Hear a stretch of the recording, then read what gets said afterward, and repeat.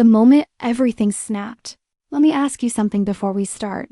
Have you ever noticed how some people don't realize your value until the exact second you stop being useful to them?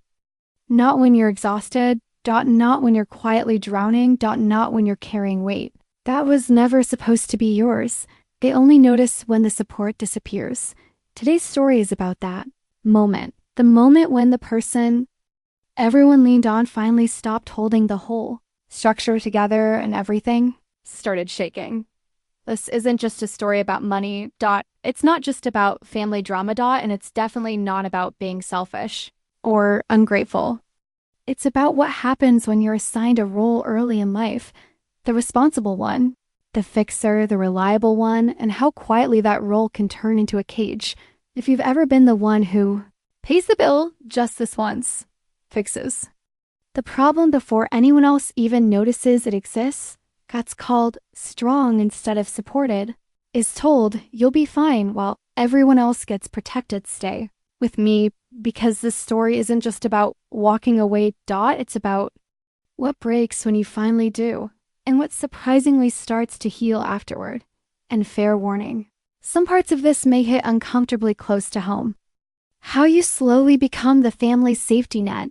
Let's rewind a bit, because these situations don't start with someone waking up one day and deciding, hey, let's emotionally and financially drain one person for the next decade. It never starts that way. It starts small. So small you barely notice it happening. Usually, it starts with personality labels. You know the ones. She's the responsible one. He's the creative one. She can handle it. He just needs time. And at first, those labels sound harmless. Compliments, even. Being responsible sounds like praise. Being dependable sounds like trust. But here's the thing no one tells you early enough. Labels become expectations, and expectations quietly turn into obligations. When you're the responsible one, people stop checking whether you want to handle things. They just assume you will. And if you don't, suddenly you're not responsible anymore. You're dramatic, cold, or selfish. That's how the trap forms. Not with chains, but with compliments. The invisible shift. Most people who end up as the family safety net can pinpoint a moment when things shifted, but they didn't recognize it at the time. Maybe it was after college. Maybe it was when they got their first stable job. Maybe it was when they moved back home temporarily. At first, it feels logical. I make more, so I'll cover it. They're struggling right now. It's just until things stabilize. And you tell yourself it's fine because you can afford it. You don't want conflict. You don't want to seem ungrateful. You don't want to disappoint anyone. But notice what's missing from that list. No one asks, how long is temporary? What happens when you struggle? Who supports the supporter? Those questions never come up because as long as you're handling it, no one has to think about them. When help becomes expected, there is a subtle psychological switch that happens. When help becomes consistent. At first, people are grateful. Thank you so much. We couldn't have done this without you. We'll pay you back. Then slowly the tone changes. It becomes, oh, can you just put it on your card? It's easier if you handle it. You're better at this stuff. Eventually, help stops being help. It becomes infrastructure. Your money becomes part of the system. Your time becomes assumed. Your energy becomes invisible. And here's the dangerous part. The more reliable you are, the less visible your effort becomes, because the system is built on the assumption that you'll always be there. Quiet resentment phase. Most people don't explode right away. They absorb. They rationalize. They say things like, it's not worth the fight. They don't mean to. Family helps family. But resentment doesn't disappear just because you ignore it. It stacks. Every unreturned favor, every ignored boundary, every moment where your needs come last. You might not say anything out loud, but your body notices. That tight feeling in your chest when another bill hits your account. That irritation when someone acts entitled to what you worked for. That quiet exhaustion you can't explain. That's your internal alarm system. And most people ignore it until something forces them not to. The breaking point isn't loud, it's cold. Here's something that surprises people. The breaking point is rarely a screaming match. It's not dramatic. It's not explosive. It's quiet. Cold. Almost calm. Because by the time you reach it, you've already tried everything else. You've explained, you've justified, you've compromised, and none of it changed the underlying dynamic. So when the final line is crossed, something inside you doesn't get louder. It shuts off. When your work is treated as optional, one of the fastest ways to reach that breaking point is when the thing that sustains you is treated as disposable. Your job, your workspace, your time, especially when your work is what's quietly holding everything together.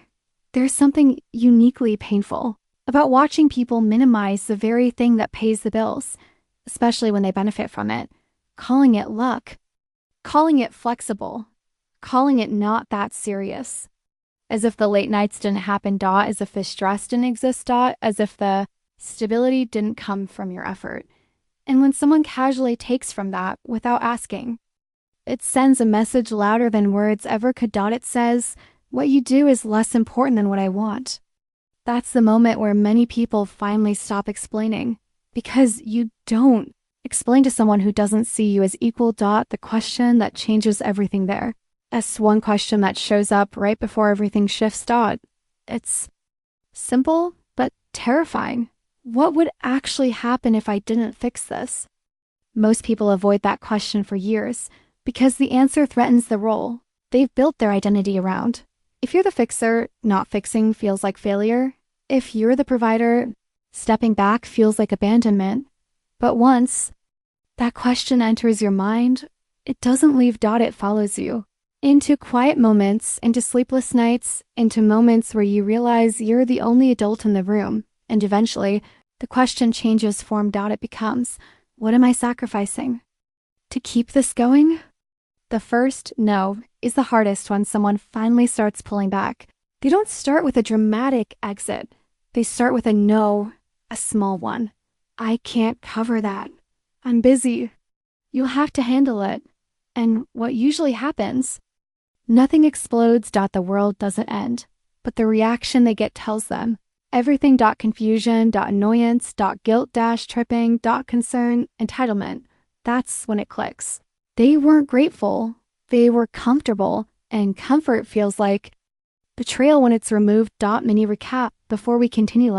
Let's pause for a second and ground what we've covered so far. So far, we've seen how being responsible turns into being relied on, how help becomes expectation, how resentment builds quietly, how the breaking point isn't loud. It's numb, how the first boundary reveals the truth of the dynamic, and we're just getting started, because next comes the part people never prepare you for. What happens after you leave? The calls, the panic. The reversal of roles. We're going to talk about why people suddenly need you once you're gone, how guilt is used as a control mechanism, healthy help actually looks like, and how stepping back forces others to grow, whether they want to or not, why they fall apart the moment you step away. Here's the part nobody warns you about. When you finally step back, even just a little, people don't calmly adjust. They panic. And that panic isn't because you hurt them. It's because you were quietly holding things together in ways they never learned how to do themselves. Think of it like this. Imagine a building with a cracked foundation. Instead of fixing it, someone props up one wall with a metal beam. At first, it's temporary. Then it stays there for years. Eventually, nobody even remembers why it's there.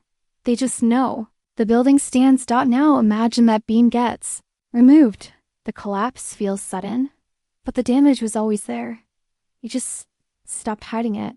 The myth of "you're abandoning us." One of the first accusations people hear when they step away is, "You're abandoning us. How could you do this to family? We need you." Let's slow that down.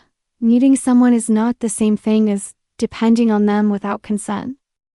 Healthy support looks like clear limits, mutual effort, appreciation, shared responsibility, and healthy dependence looks like guilt when you say no, panic when you set boundaries, anger when you stop rescuing.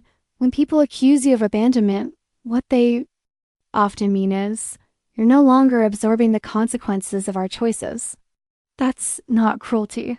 That's reality finally showing up. Why emergencies? Multiply after you leave. Have you noticed how the moment you step away, everything suddenly becomes urgent? Bills are due. Systems stop working. Crisis after crisis appears out of nowhere. It can feel manipulative. And sometimes it is, but often it's simpler than that. They never learned how to manage these things because you always did. You didn't. Just help. You replaced the learning process. You were the buffer between them and discomfort. So when you step away, discomfort rushes in all at once. And instead of learning, many people try to pull you back into the role. Guilt as a control tool. This is where guilt enters the picture, not healthy guilt, the kind that signals you've hurt someone. This is weaponized guilt. It sounds like, do you want something bad to happen to me after everything we've done for you? You're really going to let us suffer? Notice how none of those statements actually address the problem. They don't ask, how do we fix this? What can we change? What responsibility do we need to take? They ask, will you come back and save us? That's not a conversation. That's a hook. And once you see it, you can't unsee it. Why boundaries feel like betrayal to the unprepared. One of the hardest things to accept is this. Boundaries feel cruel to people who benefited from your lack of them. When someone is used to unlimited access to your money, your time, your energy, any limit feels like punishment, even if it's reasonable, even if it's overdue, even if it's necessary. To them, it feels sudden. To you, it's been building for years. You've changed. Isn't an insult. It's a diagnosis when people say, you've changed, they usually mean, you no longer behave in ways that benefit me. Change feels threatening to people who like the old version of you, not because the old version was healthier, but because it was predictable. The old you always answered, always fixed it, always said, yes, always absorbed the costs. The new you pauses, asks questions, sets conditions. That shift exposes how one-sided things really were. The difference between help and enabling. This is where many people get stuck emotionally. They worry, what if I'm being selfish? What if I really am hurting? Then, what if something goes wrong? Here's the distinction that clears the fog. Help reduces suffering without removing responsibility. Enabling removes responsibility and guarantees future suffering. When you fix everything, people don't grow, they rely. When you step back, growth becomes uncomfortable, but possible. And discomfort is not a beast.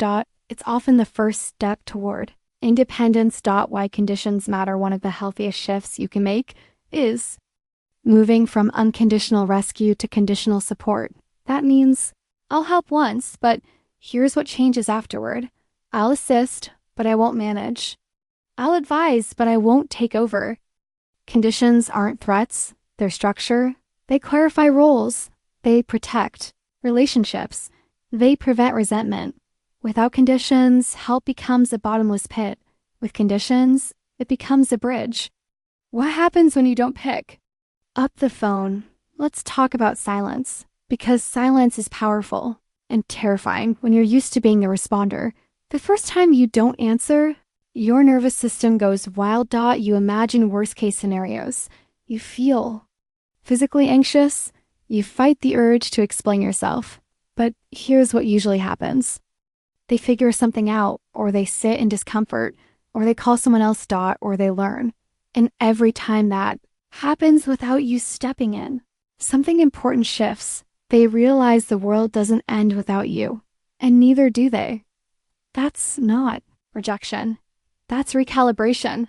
Letting people feel the consequences. This is one of the hardest lessons for people who care deeply. Letting someone feel the consequence of their choices feels cruel until you realize that protecting them from consequences has been hurting both of you. Consequences. Teach. Rescue delays. And delayed learning always comes with interest. The identity crisis of the responsible one. Here's something most people don't talk about.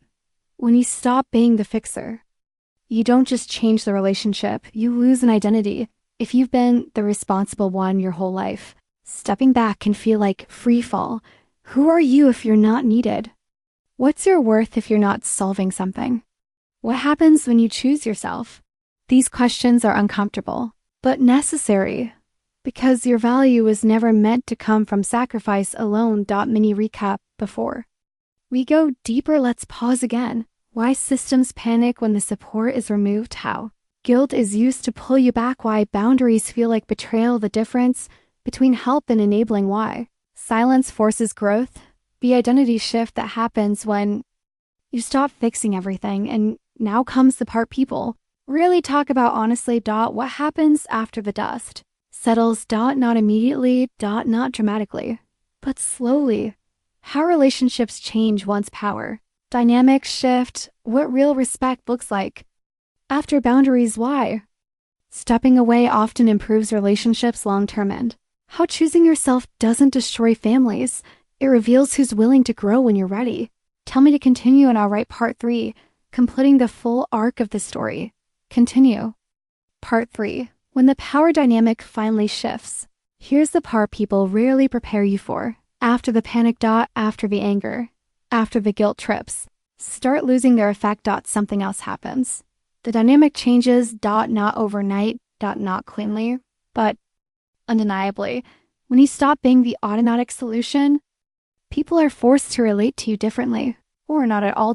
That's where the truth shows up. Who steps up and who resents you when someone stops rescuing. Relationships usually split into 2 paths. Some people rise, others resist. The ones who rise start doing things you never thought they would.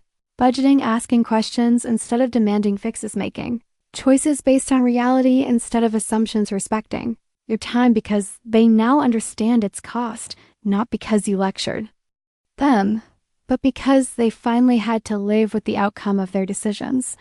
The ones who resist do the opposite. They minimize your boundaries, mock your growth, frame your independence as betrayal, romanticize the old version of you. That reaction isn't about love. It's about loss of access. Respect is often delayed, not immediate. This part is important. Many people expect that once they set boundaries, others will immediately understand and apologize. That's rare. Respect usually comes later, after adjustment, after people realize you're serious, you're consistent, you're not folding, you're not angry, just done being used. Consistency is what teaches people how to treat you, not explanations, not arguments, not emotional breakdowns. Consistency. The difference between distance and disconnection. One of the biggest fears people have when they step back is, what if this ruins the relationship forever? Here's the truth most people discover. Distance doesn't destroy healthy relationships. It reveals unhealthy ones. Some connections survive because they were built on mutual care. Others fade because they were built on convenience. That's not a failure. That's clarity. And clarity, while painful, is always cleaner than resentment. What real repair actually looks like. Let's talk about repair. Not fantasy repair. Not apology tour repair. Not let's pretend none of this happened. Repair. Real repair. Real repair doesn't start with words. It starts with changed behavior. Apologies.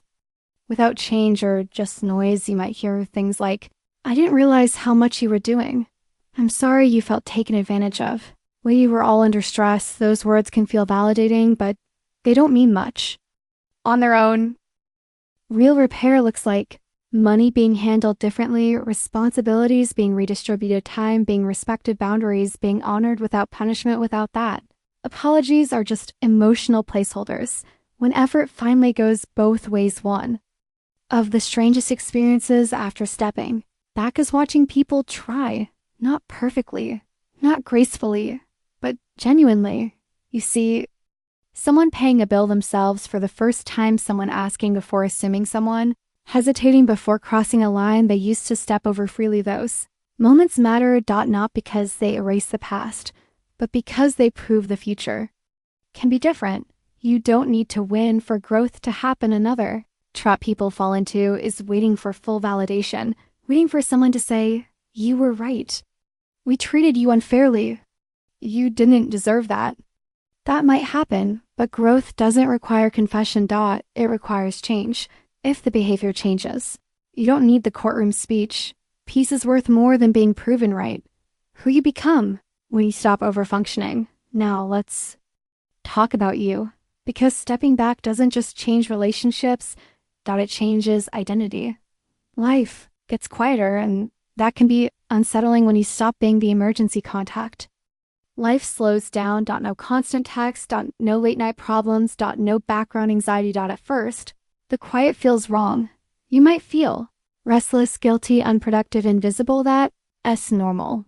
You were conditioned to equate usefulness with worth. So when the usefulness is no longer demanded, your nervous system needs time to recalibrate. Choosing yourself isn't selfish, it's corrective here. As something that needs to be said clearly, choosing yourself after years of self-abandonment isn't selfish. It's corrective. You're not taking more than your share. You're finally taking your share. Rest. Stability. Space. Peace. Those aren't luxuries. They're basics that you learn what stress is actually yours. One unexpected gift of stepping back is clarity.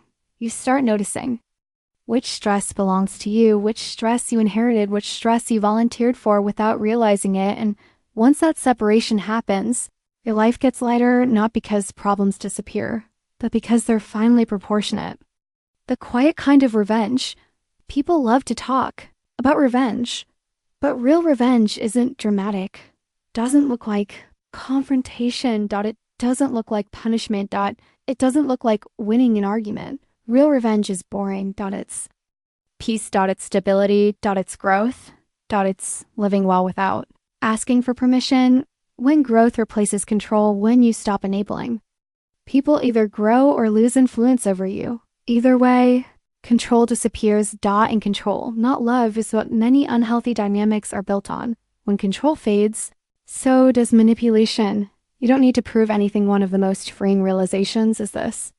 You don't need to convince anyone that you are right to step back. Your life is the evidence. You're calm. Your boundaries. Your sustainability. That's the proof. Final mini recap. The question to take with you. Let's bring this home. This story wasn't about money. It wasn't about family. Drama. It wasn't even about leaving. It was about roles. About what happens when you're assigned one early and never allowed to outgrow it. We talked about how responsibility turns into obligation, how help turns into expectation, how guilt keeps people trapped, how stepping back exposes broken systems, how growth happens when rescue stops, and how choosing yourself changes everything. Oh, here's the question I want to leave you with, not to answer out loud, not to answer right. Now. Just to sit with. What would actually happen if you stopped fixing everything? Not to punish anyone, not to disappear, but to finally see what's yours and what was never meant to be. Sometimes the strongest thing you can do isn't holding it all together. It's letting go and trusting that whatever survives was real.